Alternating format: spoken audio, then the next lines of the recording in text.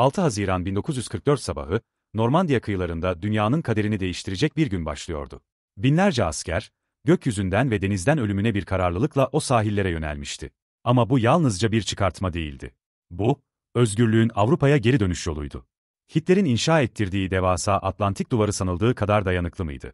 Müttefikler bu kadar büyük bir operasyonu nasıl gizli tutabildi? Omaha plajındaki cehennem anları gerçekten anlatıldığı kadar korkunç muydu? Tarihin en büyük askeri harekatlarından birine doğru adım adım ilerliyoruz. Kararların nasıl alındığını, planların nasıl yapıldığını ve o sabah neler yaşandığını birlikte keşfedeceğiz. Çünkü Normandiya sadece bir savaş değil, insanlık tarihinin kırılma anlarından biri. Hazırsanız başlayalım. 1940 yılında Fransa'nın düşmesiyle birlikte Nazi Almanyası Batı Avrupa'yı neredeyse tamamen kontrol altına almıştı. İngiltere ise hava kuvvetlerinin direnci ve coğrafi avantajı sayesinde işgalden kurtulmuş, ancak kıtaya müdahale edebilecek askeri bir zemin bulamıyordu. Doğu cephesinde ise Almanya, Sovyetler Birliği'ne karşı kanlı bir savaşa girmişti. Bu cephe Hitler'in ordularını adım adım yutarken, Stalin batıdan ikinci bir cephe açılması için baskı yapmaya başlamıştı. Amerika Birleşik Devletleri 1941'de Pearl Harbor saldırısıyla savaşa katıldıktan sonra, artık müttefiklerin askeri gücü bambaşka bir boyuta ulaşmıştı. Kuzey Afrika'da Almanlar püskürtülmüş, ardından İtalya cephesinde Mussolini devrilmişti. Ancak bunlar Avrupa'nın göbeğindeki Nazi kontrolünü sarsmaya yetmiyordu. Almanya'nın gerçek anlamda diz çöktürülmesi için Batı Avrupa'da büyük çaplı bir işgal gerekiyordu. Bu da tarih sahnesine Overlord operasyonunu çıkardı. Müttefik liderler, özellikle Churchill ve Stalin arasında yapılan Yalta ve Tahran konferanslarında savaşın yönünü belirleyecek en büyük karar masaya yatırılmıştı. Avrupa'ya doğrudan bir çıkartma. Bunun hem askeri hem de politik boyutu vardı. Doğuda Sovyetler Birliği tek başına Almanya ile savaşırken ağır kayıplar veriyor ve Batı'dan yardım bekliyordu. Ayrıca Nazi ordularının gücünü ikiye bölmek için Batı'dan saldırmak hayati bir düşünceydi. Almanlar Doğu cephesinde zaten yorgundu. Batı'dan gelecek büyük bir baskı onları çöküşe götürebilirdi. Müttefikler, İtalya'dan sonra artık gerçek ve sonuç alıcı bir işgal için Fransa kıyılarına odaklanmaya başladı. Bu işgal sadece bir bölgeyi ele geçirmek değil, savaşın kaderini tayin edecek bir dönüm noktası olacaktı. Normandiya kıyı yapısı, savunma sistemlerinin dağılımı ve ulaşım yolları bakımından işgal için ideal bir bölgeydi. İngiltere'ye yakın olması hava desteğini kolaylaştırıyor. Aynı zamanda çok geniş bir sahil hattı sunduğu için Almanların savunmasını yaymak zorunda kalmasına neden oluyordu. Sadece coğrafya değil, psikoloji de burada devreye giriyordu. Almanlar, müttefiklerin en mantıklı hamleyi yapmayacaklarını düşündü. Yani doğrudan, en iyi korunan yerine saldıracaklarını. Normandiya, Alman savunmasının görece daha zayıf olduğu bir bölgeydi. Fakat asıl sihir, buraya yapılacak çıkartmanın beklenmedik olmasıydı. Eğer Almanlar saldırının nereye yapılacağını doğru tahmin edemezse, ilk günkü kaos her şeyi belirleyebilirdi.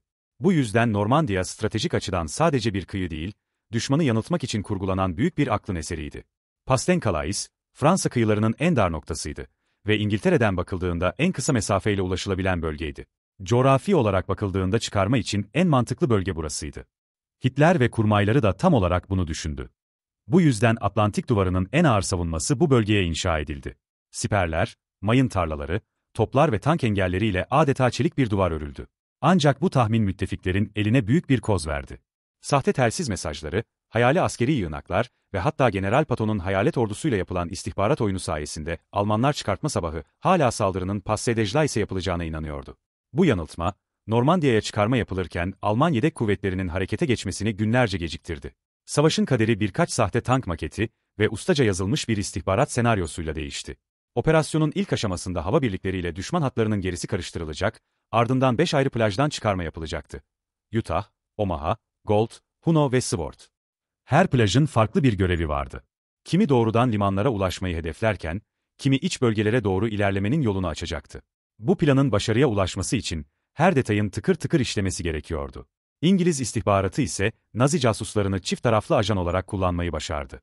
Bu ajanlar sahte belgeleri, uydurma asker hareketlerini ve hatta sahte telsiz trafiğini Almanlara ulaştırdı. Haritalar, maket tanklar, şişme uçaklar ve kukla birlikler kullanılarak bir hayalet ordu yaratıldı. Tüm bu sahneleme Almanların dikkatini Normandiya'dan başka yere kaydırdı ve çıkartmanın başarısını garantileyen ilk adım oldu. Normandiya çıkarması tarihin gördüğü en büyük kara, hava ve deniz operasyonuydu.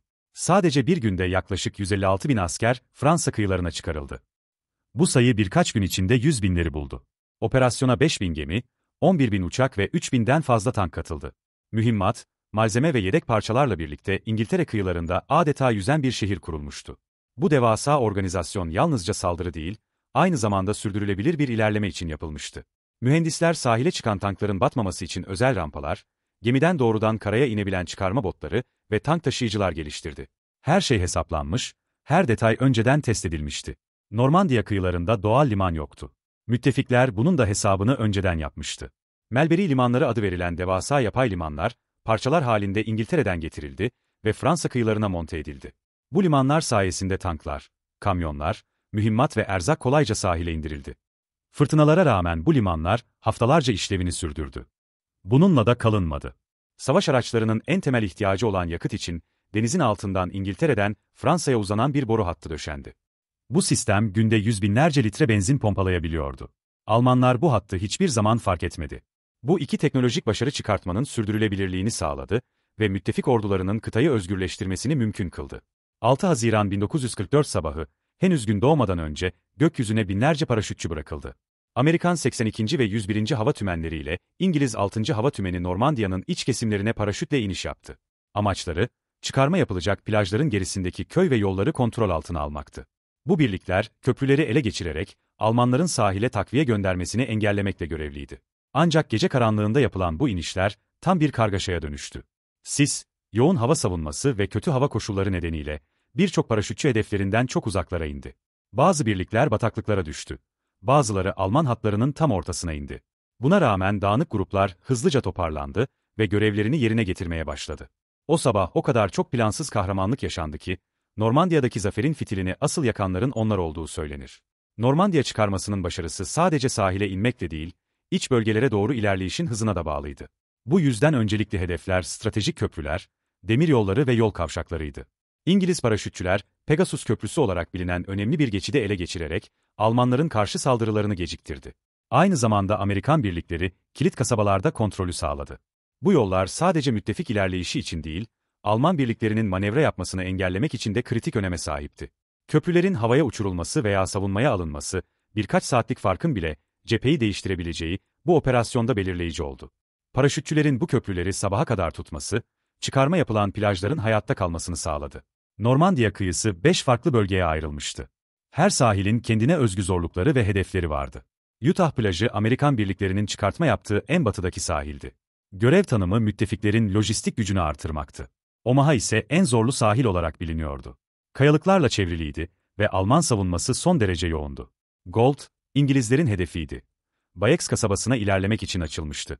Puno, Kanadalıların çıkarma yaptığı bölgeydi ve hava şartlarının kötüleşmesiyle oldukça zorlu geçti. Sword ise İngiliz 3. Tümeni'nin kontrolündeydi ve Caen şehrine ulaşmak için ilk adımdı. Bu plajlar sadece isim değil, askeri stratejiyle çizilmiş kader noktalarıydı. Her biri bir zincirin halkasıydı ve herhangi birinde başarısızlık, tüm operasyonu riske atabilirdi. Omaha plajı Normandiya çıkarmasının sembolü haline gelen yerdi. Amerikan 1. ve 29. Tümenleri burada kıyıya çıktı. Ancak Almanlar burayı bir kale gibi savunmaya almıştı. Kayalıklar üzerine kurulu makineli tüfek yuvaları, sahile yaklaşan her bir askeri hedef haline getiriyordu. Sahil dar, açık ve savunmasızdı. Gemiler kıyıya yaklaşmakta zorlanıyor. Tanklar suya saplanıyor ya da batıyordu. Amerikalılar ilk saatlerde ağır kayıplar verdi. Bazı birliklerin neredeyse tamamı kıyıya ulaşamadan yok oldu.